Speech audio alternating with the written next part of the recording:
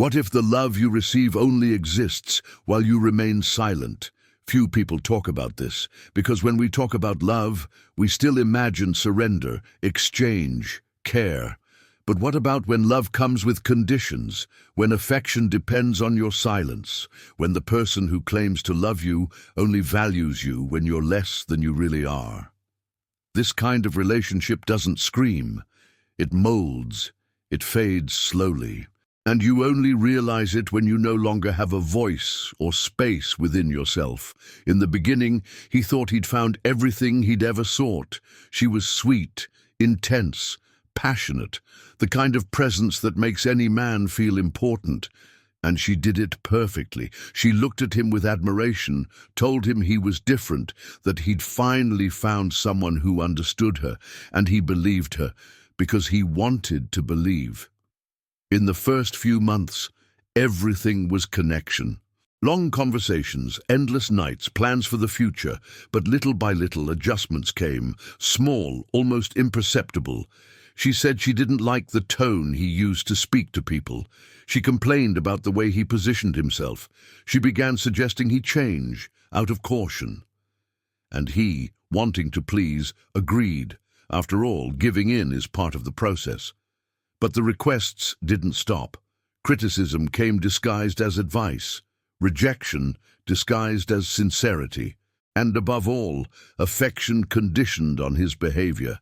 If he disagreed, she shut down. If he expressed a firm opinion, she pulled away.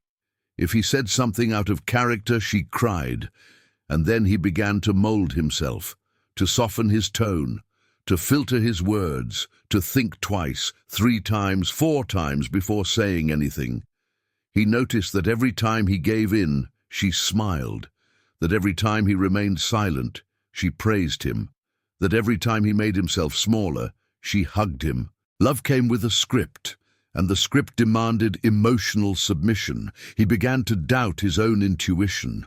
He stopped sharing ideas, abandoned projects, avoided meetings, even changed the way he dressed.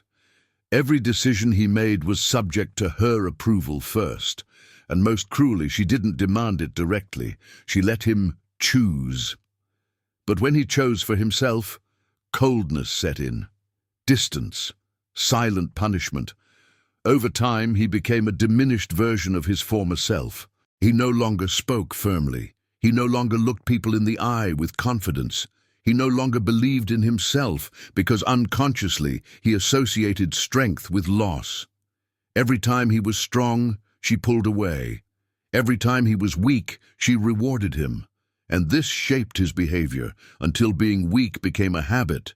On the outside, the relationship seemed healthy. She said she admired him, that she loved him, that they were building a life together. But on the inside, he lived on guard, measuring his words, steps, reactions. He never knew when the next mistake would come, and the mistake, almost always, was simply existing autonomously. One day, talking to a friend, he blurted out, "I'm afraid to be myself around her." And in that instant, something snapped. The phrase echoed, strong, raw, true. He realized he was shaping his life so as not to lose someone who only loved him when he was half of what he could be. She didn't want a partner. She wanted someone moldable, someone who wouldn't confront, who wouldn't impose, who wouldn't shine too brightly. Her love had an invisible rule: be enough for me, but never more than I can handle. And this rule was adjusted according to the control she wanted to maintain. He understood that this love was, in truth, a project of containment, that she surrounded him with affection, but bound him with fear, that she placed him on a pedestal, but only as long as he bowed. It was a love that didn't accept him fully, only the parts she could control. This realization hurt, because he still loved her. He still saw in her the woman from the beginning, the one who made him feel special, but he understood that it was no longer real. It was a mechanism, an illusion sustained by the fear of being alone, by the guilt of saying no, by the trauma of disappointing someone. From that moment on, he began to rebuild himself, slowly, first by questioning. Then by distancing himself, not physically but emotionally, he began to reclaim small parts of himself that he had abandoned. He rekindled friendships. He began to speak firmly again. He began to look in the mirror and recognize himself. And with each step back, her love diminished, because she didn't know how to love a whole man. She only knew how to manipulate the pieces of a broken man. He chose to be whole. Even if it meant losing someone he only knew how to love when he was weak. What if silence were crueler than any scream? Most people associate abuse with scandal, violence, and explicit humiliation. But what if the venom comes disguised as calm? What if the person who should love you hurts you not with harsh words, but with calculated absences? When every gesture is a cold punishment, and every response is measured with the sole purpose of tearing you apart, without anyone noticing. His relationship seemed perfect to everyone. No fights, no yelling, no open crises. But behind closed doors, a silent war raged. A war where he was the only one getting hit, no marks on his body, but scars on his soul. She didn't tell him he was wrong. She made him feel like everything he did was not enough. When he tried to talk, she didn't respond. When he opened up, she looked at him with disdain. When he confessed, she changed the subject. And so, with a coldness that seemed banal to outsiders, she began to diminish him, a little each day. There were no outbursts. There was indifference. There were no confrontations. There was emotional absence, and it gnawed at him because he had to work hard to decipher what she wanted, what she felt, what he would have to do to be noticed, desired, heard again. This manipulation wasn't made of insults, but of distance, of clipped gestures, of looks that said everything words couldn't muster. And, in this silence that had become routine, he began to doubt himself. Was he being too needy? Did she just need space? Was he really the problem? These questions echoed every day, and without realizing it, he began to shape every action in fear of the next invisible retaliation. He began to walk silently around the house, avoiding initiating conversations, filtering everything he felt so as not to overwhelm her. She tried to guess his thoughts, predict his reactions, adapt her behavior, all to avoid the emptiness she used as punishment. But this emptiness was calculated. It was a form of control. Whenever he made a decision on his own, she withdrew. When he expressed an opinion, she punished him coldly. When he dared to put himself first, she became an insurmountable wall. And he, desperate to regain her affection, did everything to win her back. More attention, more affection, more silence, until there was nothing left of him inside. He didn't realize it, but he was trapped. Her affection came as a reward, a small dose soon after a long period of emotional punishment, enough to keep hope alive, to make him believe the problem was him and that she was merely reacting to his insensitivity. But the truth is, she knew exactly what she was doing. She knew the power of silence. She knew that a scream can be resisted, but absence that destroys him from within. One day, after another entire day, without her even noticing, he looked in the mirror and saw himself exhausted, not physically, emotionally. It was as if he were trying to carry on a relationship that was slowly devouring him. And then a question arose. Why am I fighting so hard to be loved by someone who treats me like a burden? That question was the beginning of the end, the beginning of clarity, the first crack in the cycle of control, because he began to realize that love is not absence, that no one who loves ignores, that silence can be more violent than any word spoken in anger. From that moment on, he began to rebuild himself, step by step, understanding that the peace he so desperately sought would not come from her. It would come from the moment he stopped accepting so little. And when he finally left, the silence gave way to freedom. What if the love you learned to accept had never been love? It's hard to recognize that what felt like care was actually control, that what felt like presence was surveillance, that what felt like love was just emotional dependence in disguise. He didn't realize this right away, and how could he? From an early age he learned that to love was to give in, that to love was to endure, that to love was to forgive, even when it hurt. At the beginning of their relationship, he felt complete. She seemed intense, passionate, devoted. She insisted on being present at all times, wanted to know everything, was interested in every detail. He felt valued, important, chosen. But this intensity, which at first seemed like love, gradually turned into dominance. She wanted to know where he was, who he was talking to, what he was thinking. If he took a long time to respond, it was a demand. If he went out with friends, it was a scene. If he said something outside of what she expected, hurt ensued. And guilt, always guilt.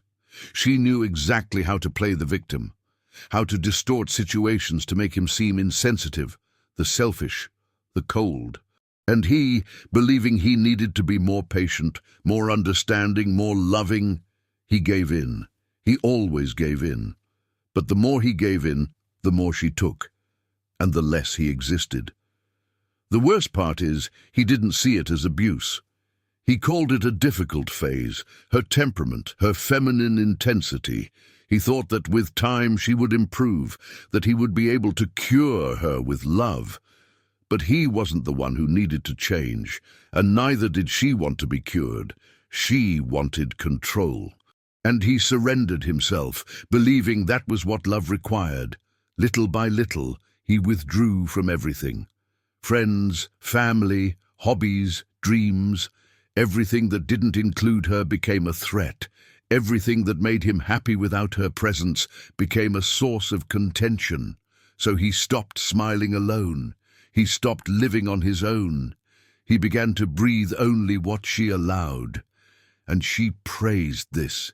She said he was the man of her life, that no one had ever given themselves so much. That now, yes, he truly loved her. He believed it. Until the day when, after yet another crisis in which she made him feel like a monster for simply wanting some time to himself, he locked himself in the bathroom and for the first time in a long time looked at himself in the mirror. What he saw there frightened him. He was haggard, his eyes were sunken, his posture was hunched, his expression was empty. And a question hit him like a punch. Where did I lose myself? The pain he felt wasn't new, but there, in that moment, he realized he had normalized the suffering, that he was calling love the process of slow destruction he lived through every day. It was only when it hurt too much that he finally saw it. True love doesn't require you to deny yourself. It doesn't make you live in fear of making mistakes. It doesn't demand your loyalty as payment for freedom. True love doesn't bind, doesn't monitor, doesn't mold. True love allows you to be whole, and he hadn't been whole for a long time. From that day on, he began to walk outward, first inward.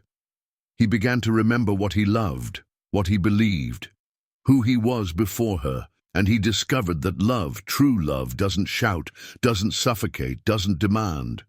True love embraces, and he finally decided to love himself back. What if, within your own relationship, you were treated like an adversary? Not all abuse comes with yelling or slapping. Sometimes it comes disguised as constant defiance, distrust disguised as zeal, daily fights that deep down hide the need to prove power. And the cruelest part, sometimes you get used to it. And you call this war love. He entered this relationship with an open heart. He wanted to build something genuine based on trust, support, and mutual growth. At first, it seemed like that was exactly what he'd found. She was intense, challenging, engaging. She had opinions, she had presence, she had a strong way of living. This attracted him. He felt he'd found a woman of substance, someone who would be by his side, not behind or ahead of him. But time showed otherwise. With every decision he made came criticism. With every achievement, a cold comment. Whenever he expressed enthusiasm, she threw a bucket of rationality over it. She said it was impulse, that he wasn't thinking, that it was childish. He began to doubt his own ideas. He stopped sharing his plans with her, because everything became a competition. It was as if, for her, he couldn't win, because when he won, she diminished. And then the mood changed. She became distant, ironic, cutting. But all it took was for him to stumble, hesitate, fail, and she would draw closer. She told him she loved him, that he needed her. She became affectionate again. Welcoming. She made him feel needed, important, a man again. It was then that he realized the cycle. She didn't want him strong. She wanted him dependent, fragile, confused. It was in this state that she could control him. It was there that she felt safe. Because the moment he rose up, she felt herself losing control. He began to live in constant emotional vigilance. Every word was measured, every gesture calculated. He couldn't relax because everything became ammunition. She used his vulnerabilities against him. He had a selective memory. He remembered all his mistakes, forgot all his successes, and every conversation became an interrogation.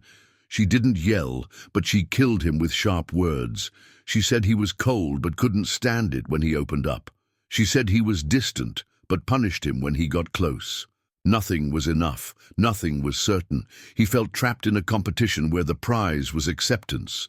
And even when he won, he lost. And the cruelest thing, he still loved her. Because amidst all this, there were moments when she made him feel unique. When she wanted to, she could be enchanting. She hugged him as if he were the only man in the world. She made plans, talked about children, family, the future. And he clung to those moments like a castaway clings to wood. He forgot everything else. He convinced himself that, deep down, it was love. He just needed to get better. They were just going through a phase.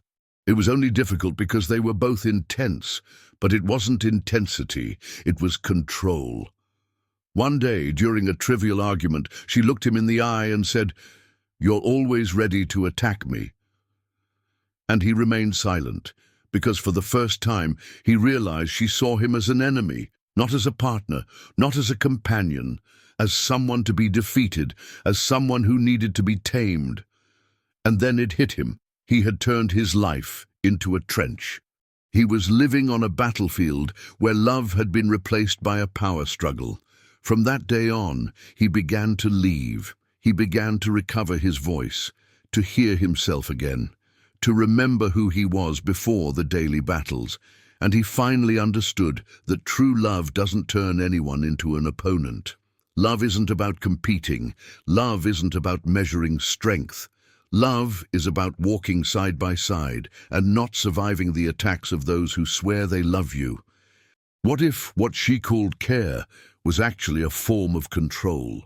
Few men have the courage to admit they've been emotionally tamed, not by yelling, nor by direct blackmail, but by something much more subtle. Sweet words that hide invisible bonds.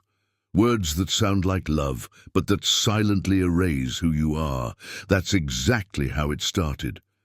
She said she wanted the best for him, that everything she said was out of love, that the advice, the observations, the touches were just ways to help him evolve.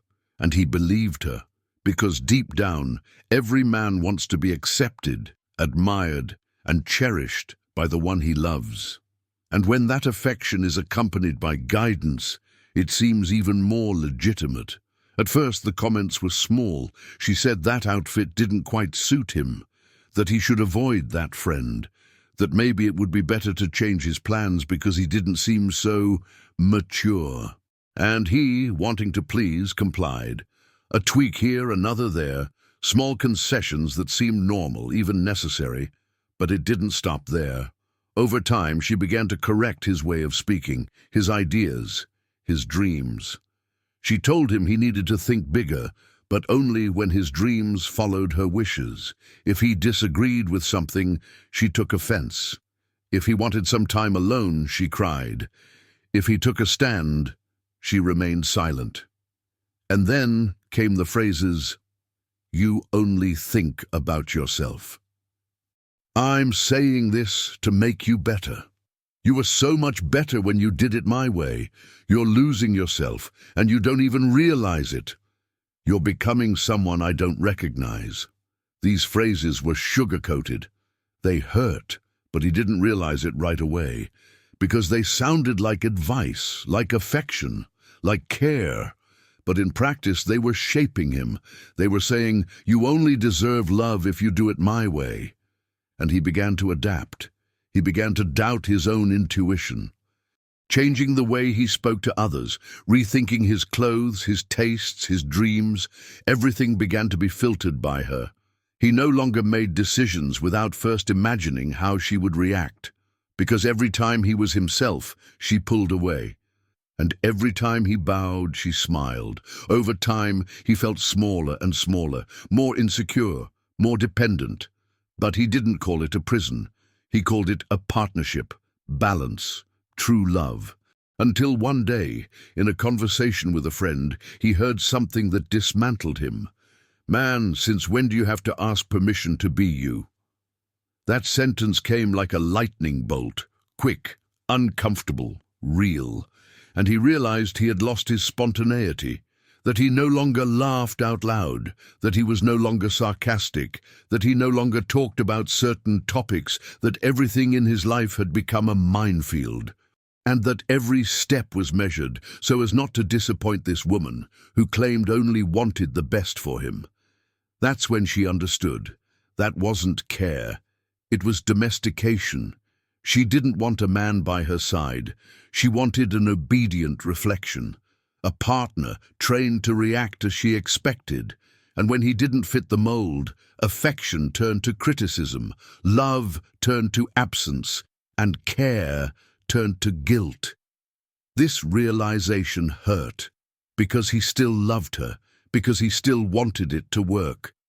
But it hurt more to continue losing himself every day, just to maintain what wasn't real. So he began to rebuild himself, to reclaim his tone of voice, his laugh, his tastes, his freedom to exist without having to explain every choice. And then she understood, true care doesn't impose, it doesn't condition, it doesn't mold. True care embraces, and she never cared for him. She just wanted him the way she could most easily manipulate, and if you've made it this far, it's because this story, in some way, touched something deep inside you. Maybe you've experienced something similar. Maybe you're experiencing it now. Or maybe you've seen someone close to you lose themselves in a relationship that pretends to be love, but demands silence as currency for affection. Whatever the case, one thing needs to be clear. Love doesn't require you to disappear to be accepted. True love doesn't mold you to fit someone else. It frees you to be whole. You don't have to be less to be loved. You don't have to walk on eggshells every day.